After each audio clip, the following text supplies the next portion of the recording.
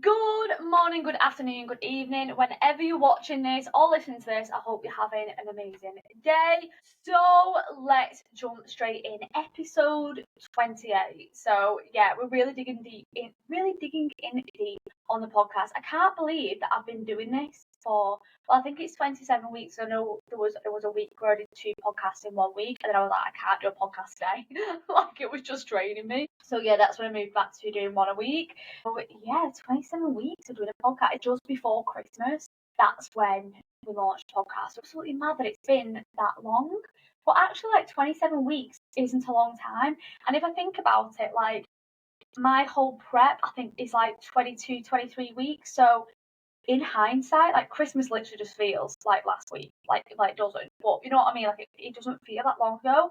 So it's mad. Like, the concept of time, like, is interesting. Probably a subject for another podcast, like, to be honest. Because I know I talk about that with my clients sometimes when we talk about cardio. And like, so for example, like, let's say 30 minutes cardio, and one of my clients might say to me like, oh my god, it absolutely drags. And something that I'll usually say back is like, oh, but 30 minutes of an episode on Netflix or whatever it is that you're watching will just literally fly by. And they're like, oh yeah, so it's like more of a concept of time. And this is something, funny enough, I actually said it myself on the stair mill, because for whatever reason my 30 minutes were dragging yesterday. I had my book, I was really enjoying the book, and I don't know why. I think it was just because it had been a long day and I'd been in the gym quite early, and then I was in there till quite late. So I was just kind of, I was in that headspace of like, I just want to get out of the gym. So my cardio was absolutely dragging. So I had to say that to myself, like, if I was watching an episode of Netflix, it'd absolutely fly by, or if I was scrolling on TikTok for half an hour, again, it'd be like 3 seconds. It's just like a mindset of time rather than like it's actually dragging. I'm like, 30 minutes, easy, not long in terms of like life at all. Get in, get out, get it done. So, but we're not talking about time today, we're talking about confidence today. So if you are following on Instagram, and if you're not, what are you doing? My Instagram handle will be below. For whatever reason, Instagram has let me start a channel, which is amazing. Because I remember, like, for a while when channels first started becoming a thing, I was like, why is Instagram not letting me have a channel? And I don't know what it was. I don't ever need to have like a certain amount of followers, a certain amount of engagement. I'm not too sure. But now Instagram has decided, you know what, Siobhan?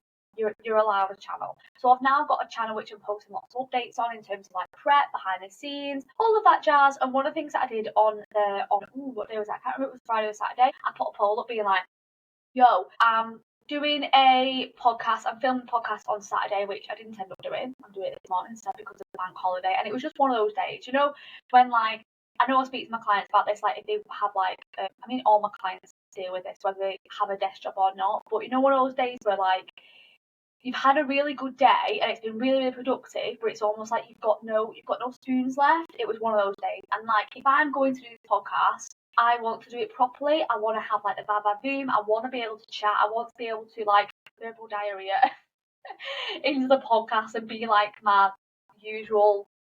Is flamboyant a good word to describe me? I'm not sure. But you know what I mean? Like, my usual, like, chatty, sit in my room talking to myself personality. Whereas on Saturday, I just didn't have that. Like, by the end of the day, I was just like, I just don't want to talk to anyone. I just want to be in a dark room on my own and just, like, with my book and just chill. That's where I was at. So I was like, you know what? I'm not going to half-ass the podcast. Like, you guys don't deserve that. You deserve a good podcast. So here we are. Hopefully, it's a good podcast. So yeah, I put a poll up on my channel and I was like, what do you guys want? Because I do have a few ideas for podcasts. And I put like confidence, I put other things on there as well. And one of you guys chose podcast confidence. That's the one that you voted on. So that is what we are doing today. So confidence and building confidence. So this is a topic that, if you let it, will change your life for the better. Honestly, I cannot say this enough. Like, and a lot of people don't believe me when I say this, but I don't even know how many years ago it was, like 7-10 years ago, losing track of time these days. But basically, when I worked in an office, before I started my fitness journey, before I started pole dance, which was like the domino effect of my fitness journey, I was actually, even before that, when I worked in London, I was too scared to answer the fucking phone in the office. Like, I was the least confident person. I would do anything not to stand out. Like, people looking at me, I fucking hated it. I didn't like answering the door in the office. I didn't like answering the phone in the office as well. And given that, obviously, when I first started my career in graphic design. So I'd go out and get lunch with people in the office. I was like the run around girl. Like that's how you start off in the design industry. Oh, you should anyway. I know some people kind of like go in on all these amazing projects, but those kind of jobs are really important, especially when you're trying to like entertain a client for 5 minutes before the big boss comes in, or before like the midweight and senior designers come in, to be able to like keep someone talking, to keep someone engaged and get them in like a good mood before the big bosses come in. Like that's a really good skill to have in design and life. I was that girl doing the run work, but I hated answering the door. I hate being like in an office with a client and just kind of like having to entertain them or wait for my boss to come in. I've got ADHD. I've probably got a little bit of the autism as well. I think my boyfriend, if he's listening to this, he'd be like, yeah, she's got a lot of the autism. But I haven't been diagnosed with autism, so I can't self-diagnose, but I can be a bit awkward in some social situations. I am definitely like, if I was to describe myself, I am a natural wallflower. I like to observe. I'm not really like a party. I'm not like, and that is one of those things. And yeah, I used to be absolutely shit scared of answering the door. I hated it. Hated answering the phones, to the point like where my boss realised how shit I was on phones and how awkward I was on phones and how much I absolutely dreaded, like when that phone rang, the anxiety I got was ridiculous. He put me on phones for a month to answer every single fucking phone call for a month. Unless he knew who it was and he wanted to speak to him, it'd be me answering all those phone calls, and it was so fucking uncomfortable. But this is something that we're going to go through on this podcast, is that discomfort. If you want to build confidence, it's not some magic kind of hack that we're just going to click our fingers and you're suddenly going to become a more confident person in the room. You're not. I am still working on it. I am still pushing myself out of my comfort zone. And a lot of the things that I do is to be uncomfortable, to help me with my confidence as well. So yeah, this podcast is all going to be about how to build confidence in the gym, but also outside the gym as well, because they both kind of bounce off each other. And this is not a case of fake it. Like it will be at the start, fake it until you make it. And it's not just about feeling good for 5 minutes. This is going to be the type of confidence. We're going to look at the type of confidence that is going to help you walk into any room, whether that's the gym, whatever. So, right, let's go. Part 1, what confidence actually is. So a lot of people have this misconception that confidence is a personality trait. It's something that's in a person, and it's something that you either have or you don't. But that isn't the case. That could not be further from the truth. Confidence, just like anything, is a skill. Anything that a certain person has. So if someone's like incredible at public speaking, they've had to build that up. There are some people that with any skill come across it more naturally. So for example, I've always been like a natural swimmer. You put me in water, I'm a fucking fish. But I am not an amazing swimmer. I've had to learn to get to where I've done swimming classes and stuff like that. I've got dolphin fucking certificates up, so I can't even remember what the animal is at the top. But I've done all my certificates. But I was able to climb up that ranking, I guess you can say, quicker than other people. Like I'm more of a natural in water. But for example, I am not a natural at this podcasting, at this public speaking, at posing. Fucking hate posing. Like, even though it's part of my bodybuilding journey, absolutely. I've even said it's my posing coach.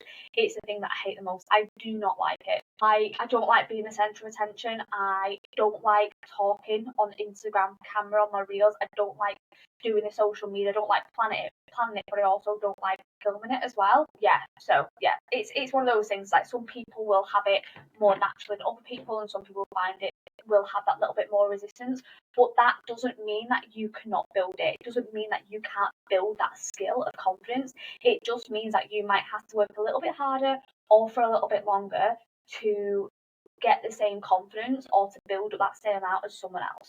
That is it. And if it's worth it for you, like if you want to have that skill of confidence, and if, for example, you was in the same position as me, whereas like answering a telephone, or I mean, it makes life a lot easier now that they have like self-serve and stuff like that. Now in Nando's they have those QR codes, but before they had all of that shit, I had to like push myself to go and do my shopping on my own, which I know that sounds really fucking weird, like, oh, you're an adult doing your shopping on your own, but that used to really make me uncomfortable, and it's something that I used to dread every single week. I used to procrastinate going shopping because I didn't want to speak to someone, whereas now, obviously, if I was to go back in time and those self-serve check out things were there, that's what I'd be using. And the same with like the Nando's as well. Before they had the QR codes and things, like the idea of me going up to the Nando's guy or gal and put my order in, absolutely fucking hate that. I'd always like try and be like my boyfriend or the friend that I was dining with or whatever, I'd be like, can you do the order? Because no, like I'll pay for it, take my card,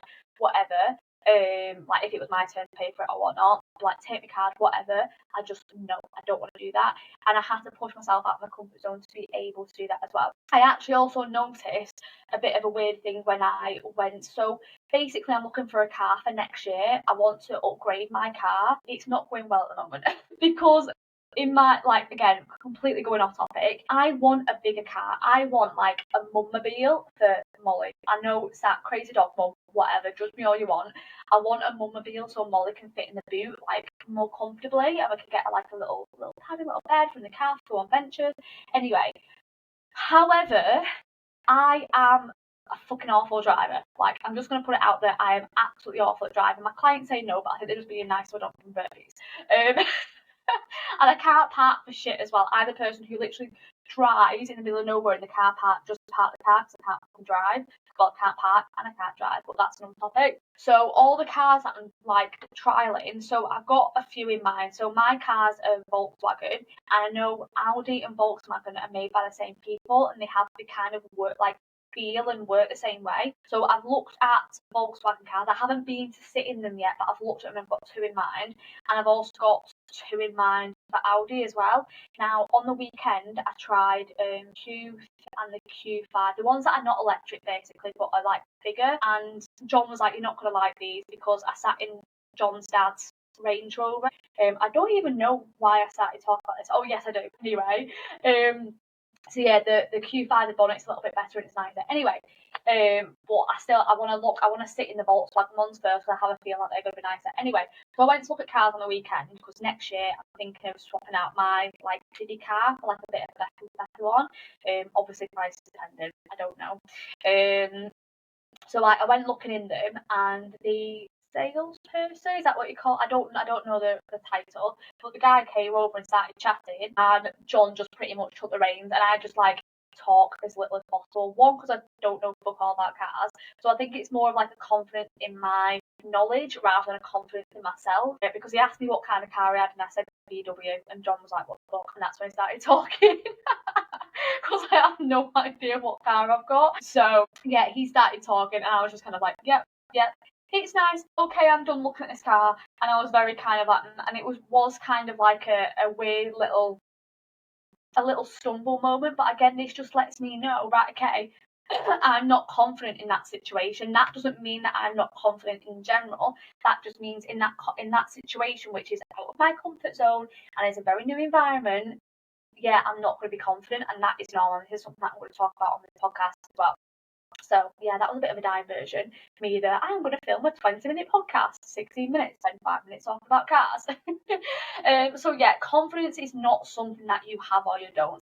It is a skill. It's built through action. It's built through repetition. It's built through proof and evidence, which I'm going to talk about in a second. And it's not about being loud. It's not about doing selfies in front of the mirror. It's not about flexing. It's not about like wearing this, that, and the other. It's about trusting yourself and being confident in you, backing yourself, and knowing that you can handle the situation that's in front of you as well. That is true confidence.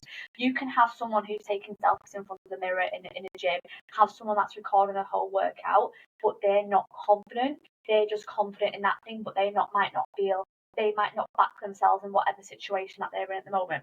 And the thing is the gym is one of the best places to build confidence. And I'm not just saying that because I'm a fitness coach. I'm saying that because I'm the girl who was fucking scared of answering the telephone and being me now. And I know the gym's been an integral part of that as well.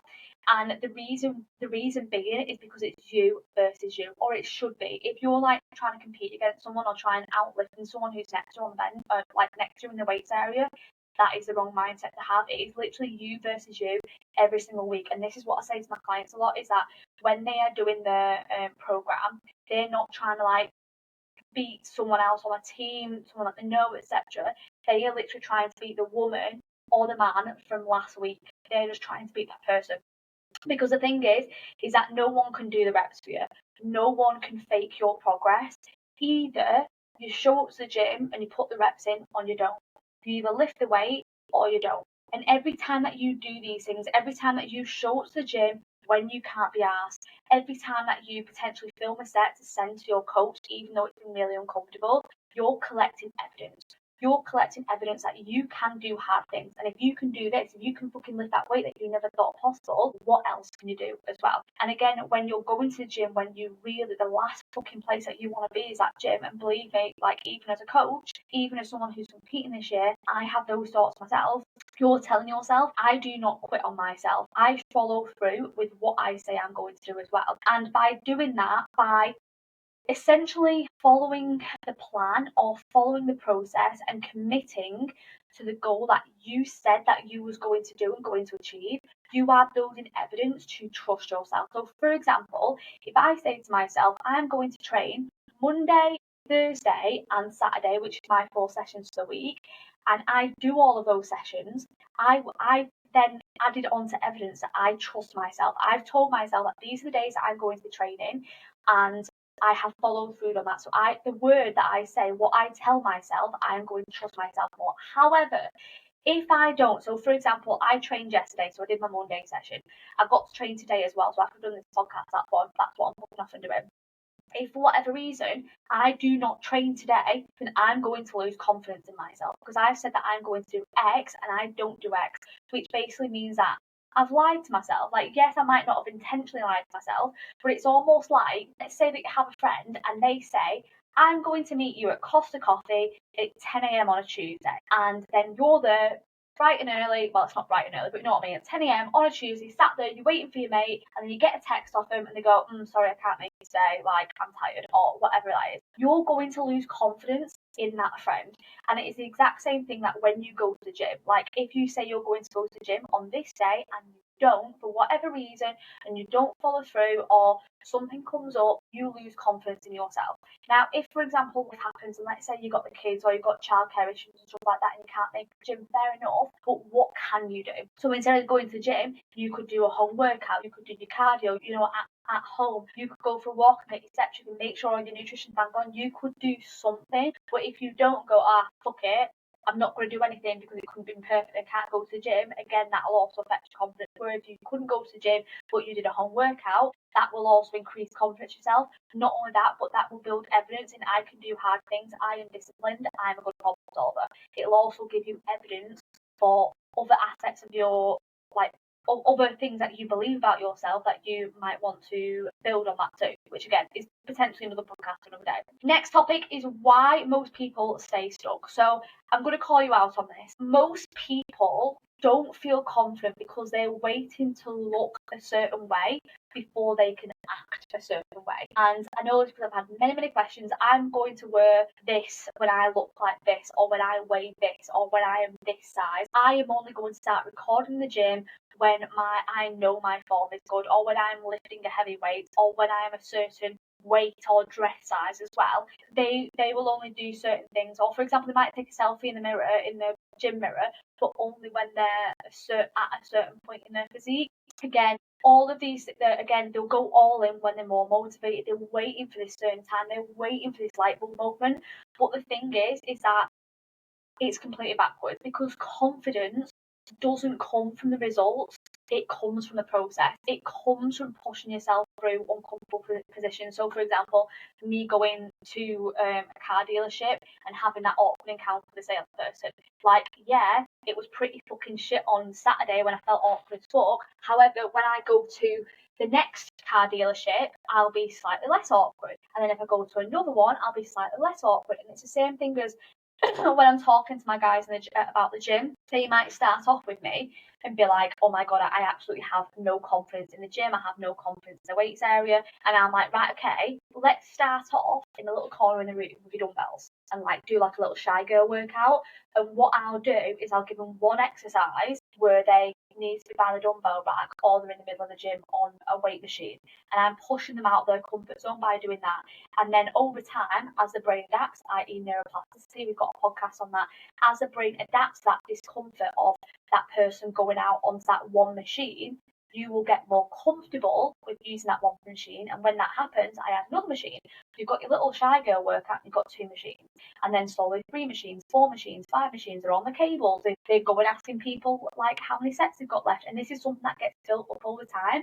Now, the first time that you ask someone how many sets they've got left, or if they're using that cable attachment and stuff like that, it will be uncomfortable. It will feel fucking weird. And the reason why is because it's new. It's because it's new, it's uncharted territory. Your brain is like, am I going to get eaten by a lion? This is like weird. But you have to reaffirm to yourself, I am safe. I am in a public place. No lions are going to eat. That person is not going to be an arsehole to me because it's in the gym. Like, what is the worst case scenario that'll happen? Like, yeah, you might blumber over your words, and we all blumber over our words. It was funny because one of my clients yesterday had like a bit of she said that it was embarrassing. I was like, it's not embarrassing at all. But basically, she was a little bit she was late to a session. She thought that the end of our session was the start of her session. So she was on the treadmill. I was like, oh god, it's not your session. I've only got 15 minutes until someone else comes in. Otherwise, the training gym didn't have anyone in after you. And she like left because she wasn't on day pass and she was one of my clients. And she sat in the car and she was like, the gym that I go to instead of this is going to be closing at 5. So then she had to come back into my gym and ask for a day pass, and she was like, this is really, really embarrassing. I was like, it's really not. Like, some of the shit like I do in the gym and some of the shit that I say, I'm honestly the clumsiest.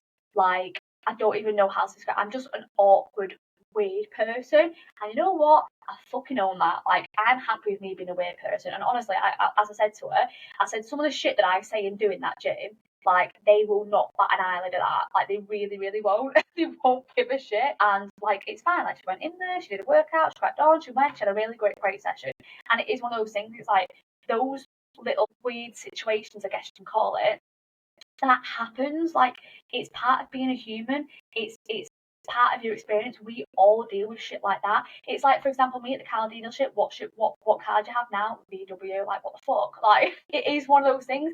And I do weird things all the time. I was actually telling my clients about it yesterday. I've had a one-to-one call with an online client before, like someone that I've known for years, where I was just in one of those, like, we were both rambling with each other, we were having a really good laugh, and at the end of the call I said I love you. And it is literally one of those things. It's like, I'll say that sometimes and it's fucking weird. I was dying inside. If you're watching this, you can see that I'm going to like blushy colour. It was really fucking weird, but again, it's one of those things where we both fucking howled, laughing, and we got on with our life. It is literally one of those things. So yeah, it doesn't come from being a certain way. It comes from going through the process, going through the uncomfortable things, getting on with our lives. It's one of those things. So waiting for permission or waiting for a certain point for you to magically feel confident, that's the fastest way to stay stuck. If you're not showing up, if you're not pushing yourself through discomfort, if you're not answering the fucking phone, even though it feels uncomfortable, or going to ask someone how many sets they've got left, if you're not pushing yourself in this area, chances are you're holding yourself back in other areas as well. Whether this is in a relationship, being confident in a relationship, being confident to like come on to your partner or like dress in that sexy outfit, whether that's in work. Like, I remember like working on my confidence outside of work massively helped me in work, and I remember getting a promotion because of how much better my public speaking and presenting went, because my confidence everywhere else increased as well. And then also speaking up and backing your own choices. And when you have an opinion on something, to be able to hold that and not have a lack of confidence where you're like, okay. It's like, no, I believe that the last meal of the day is called tea.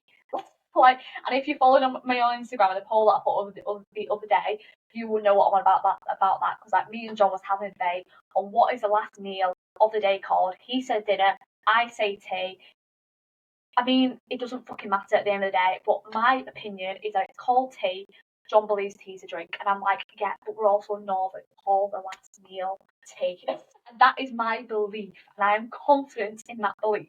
So again, it's also those things as well. Also, something interesting to think about is if you're the kind of person to say, I am not confident, but you're confident in a certain area, i.e., if you say you're not confident, but you're more than happy to wear sexy underwear for your partner and put on a show for him, then you are confident. It's just like you need to believe that into other areas of your life. If you are, again, unconfident in the gym, you don't want to answer phone calls, you don't want to put your order through at Nando's and speak to that bloke or girl, but you're like fucking shit hot at work and you're doing all the presentations and you're absolutely amazing, you're so confident, you own the room, you are confident. like you are. It's just like you're not believing that in other areas of life. You do have that aspect of yourself.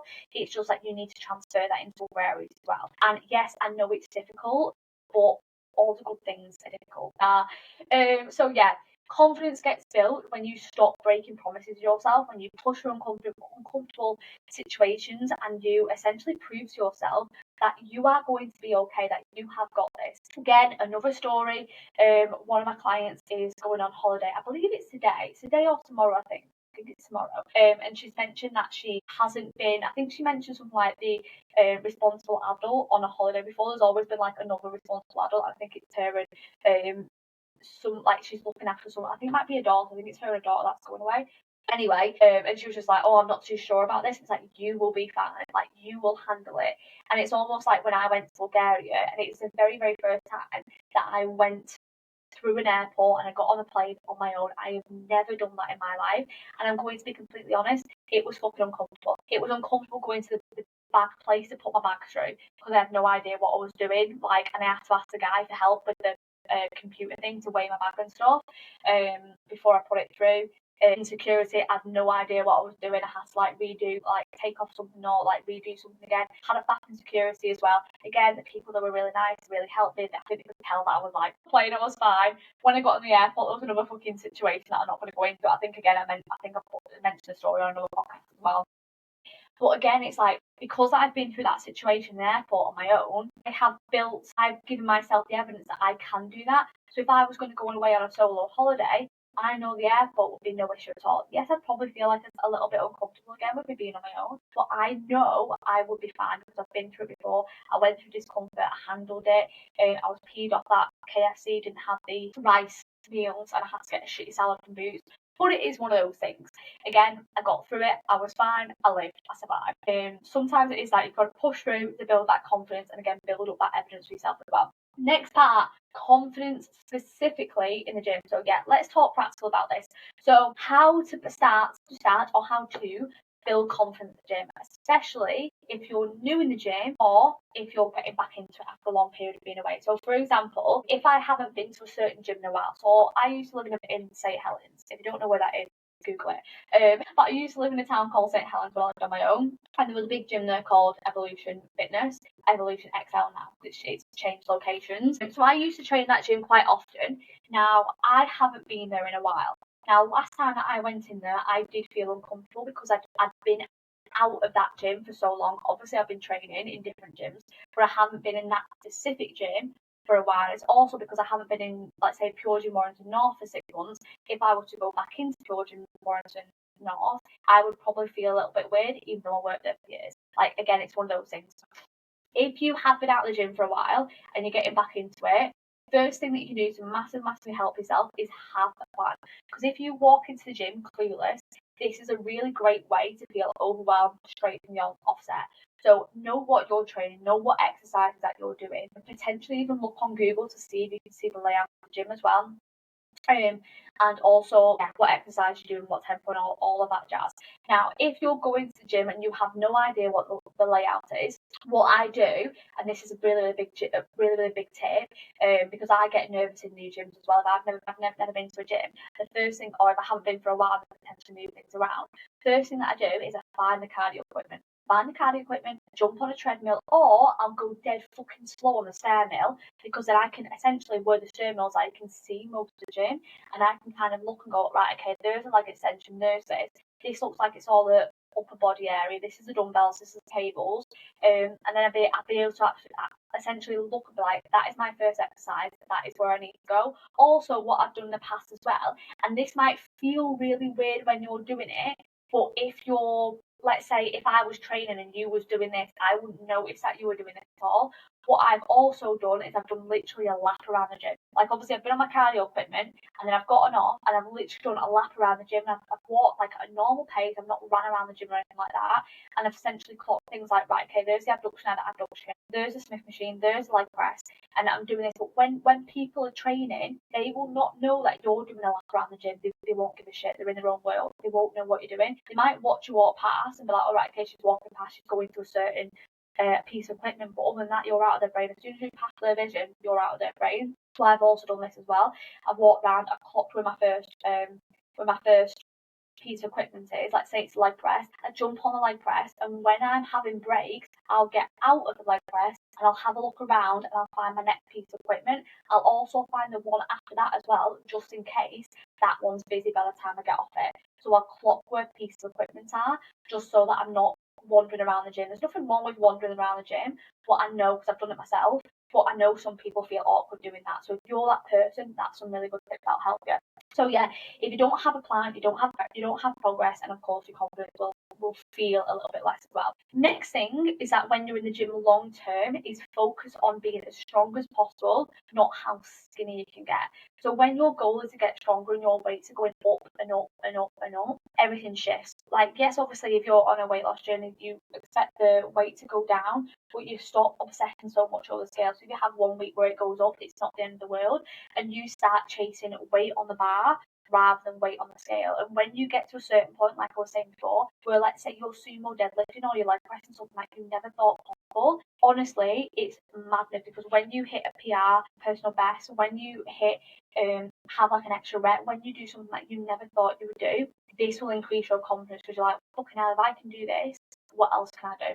And the next one is to track your wins as well. So this is something that I get my guys to do on every single week to check in, is tell me what their wins are for that week. And it doesn't have to be gym related, it doesn't have to be fitness and health related. It can just be, I did a really good presentation work, I did this really good thing at home, I built a fucking wardrobe from IKEA. Again, all of these things are wins. So celebrate your wins, celebrate your list if you've done a really cool list, celebrate your progress. Your brain needs evidence that you are getting 1% better, that you are essentially continuing to become a better human over time. Second to final thing is stop overthinking what people think. And as I was saying before, no one's watching you as much as you think. Like, they might look in your direction and be like, oh, like, I wonder what she's training, I wonder like what she's training for and things like that. Or for example, if you walk past them, they might kind of go, oh, she's probably walking to the next piece of equipment. Or like, they might even look at your bag and be like, that's a really nice bag, that. Or a nice gym set, they might be looking at things like that. And again, like, if you're pushing really hard with a certain exercise, even though it might not be the biggest weight in the world, but if you're really fucking taking yourself seriously and you're training with intensity, if they're looking your way, they're probably inspired, because you know what? Not many people train hard in the gym. There's only a few people that actually like full on push themselves in the gym. So yeah, the gym is your training ground. You have a right to be in that gym because you paid your membership, you paid that day pass, and at the end of the day, the gym is not just for your body, it's for your head as well. And the next thing, and this is kind of like, I don't want it to be a controversial one, but it can come across as controversial, is dress apart. And what I mean by that is wear clothes that make you feel comfortable. So for example, clothes that make me feel comfortable are leggings that make my ass look bigger. Like, honest it is. And essentially wearing sports bras like what I've got at the moment to keep me nice and cool. You're comfortable might be something that covers up areas that you're not specifically a fan of. You might be wearing, again, you might be dressed down, you want to kind of be a bit of a grey man and like not draw too much attention to yourself. Again, that is completely fine. If that makes you feel comfortable and confident, then yes. Whereas me, like, I do like clothes that make my physique look better. Like, simple as that. Like, I like clothes that flatter my physique. You might like certain brands of clothing. So for example, if you're a rider wear girl or a gym wear girl and you want a cute little gym top from Gymshark, sorry. Again, like, that might make you feel good. Fucking amazing. Go for it. Whereas for me, like, I'll only really ever wear like pump covers and baggy clothes when I'm really fucking lean, and that's more so like covering up the fact that I look like a freak when I get that lean. So yeah, so it's pushing yourself with that and finding what feels good for you now. Now I know a lot of people will be like, oh, dress how you want to dress now, depending on where you're ready, when you're ready. Yeah, you might push yourself out your comfort zone. So for example, a couple of my guys at the moment, because it is summertime, they're starting to wear like crop tops, starting to wear more sports bras in the gym, and they're starting to feel uncomfortable.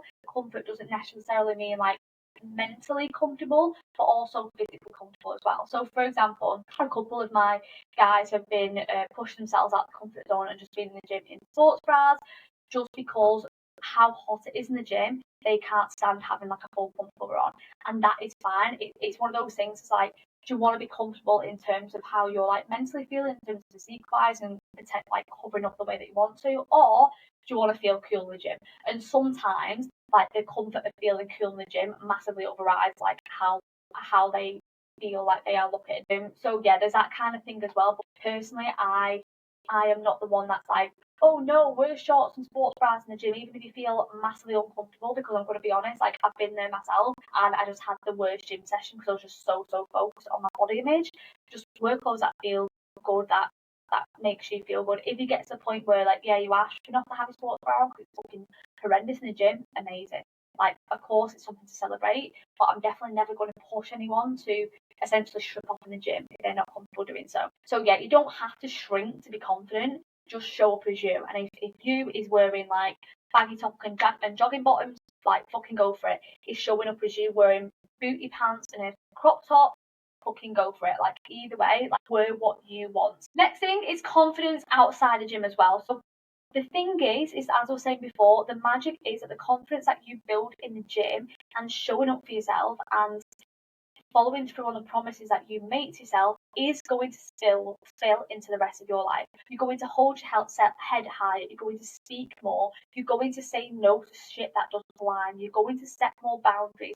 You're going to then, again, if you're pushing yourself out of your comfort zone in the gym, you're then automatically going to be like, well, I've done this in the gym, like, this is going to be nothing. Like, I remember when I first started pole dancing and I would be going up and down, upside down the pole, and I remember, like, doing like a team event with work when I worked in an office, and it was on like these boats, or what they're called, like canoe things, and we had a team event on canoes, and we all had to like get our canoes together, so there was all like up, and we all had to stand, one person on one end has to stand up, and the other person has to stand up, and they swap sides, and I was literally on the end, and like, because of the shit that I've been doing in pole, because of the shit that I've been doing in the gym, I was like, you know what, I've fucking fallen in the water. I fall in the water, like, I'm not going to die.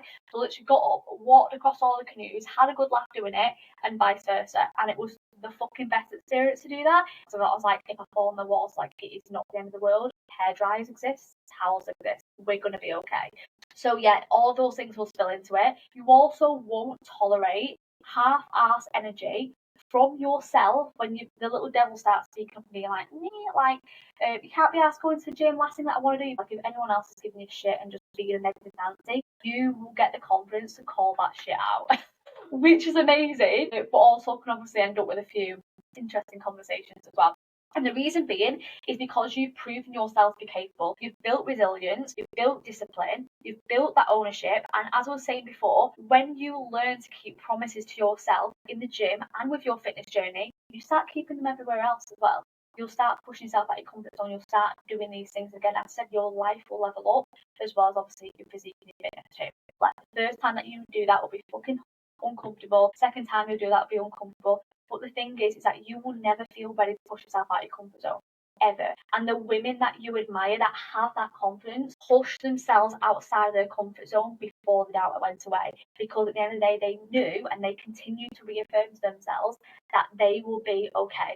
The people who are confident protect their energy and they set those boundaries. So, for example, if something is important to them, i.e. work, if they have a work deadline that they need to get done, they will set that boundary. They will set boundary over family. They'll be like, no, I am not doing X, Y, and Z because it's Billy's birthday party. I don't know why that name came first, but I like it. It's Billy's birthday party, so everything's on hold. I'm celebrating Billy, and that's fine. So yeah, setting boundaries is another thing that confident women do as well, and doing hard things consistently as well. And this is something that I know I preach so much, that if any of my clients listen to this, they're probably rolling their eyes. Hard things that are hard, are not bad. They are so good for you. At the end of the day, comfort doesn't build confidence. Comfort does not make you a better person. If you're constantly seeking comfort, you are constantly regressing. And I know, again, controversial in the whole like self-love, self-care era, but pushing yourself and proving to yourself how fucking amazing you can be and discovering your boundaries, that is self-care. That is self-love, because you are showing yourself what you are fucking capable of. And I'm sorry, but that is more self-love and self-care than sitting on your ass watching Netflix for however many hours. Like, that is my opinion. Again, sticking up for your opinions as well. So, real talk now. So, if you've been listening to this thinking, I've tried this before, I keep falling off, I'm not confident, I can't do X, Y, and Z, I'm going to be really real with you. You are not broken. There is not something wrong with you. It's just that you've not committed long enough, or you've not had the support systems in place, or potentially you've not had someone there. Because I'm going to be honest, if someone called me out like bullshit, like I was telling my client this story the other day of I was on prep for my first competition, and I went out with a friend for a Wagamama's because I could fit it in my calories, even though I was eating fuck all, I could fit it into my calories. And I went there in these kind of like level up jeans. I had like a little bra at the top, which was pretty much like a sports bra, and this kind of lacy thing over the top. And I needed the toilet. And I was sat having dinner, I was like, I can't get up and go to the toilet because I'm really conscious in what I'm wearing. And my friend turned around and being like, are you taking the piss? Like, in 10 weeks' time, you're going to be on a stage in your fucking bikini wearing next to nothing in front of hundreds of people. Like, you can get up and go to the toilet in a fucking crop top and level up jeans like you sound. And I was like, yeah, fair enough. If I can't do this, then there's going to be no hope of me getting on stage. So I stood up and fucking strutted over the Sats toilet. And yes, it was uncomfortable. Yes, I felt eyes on me, but I didn't die.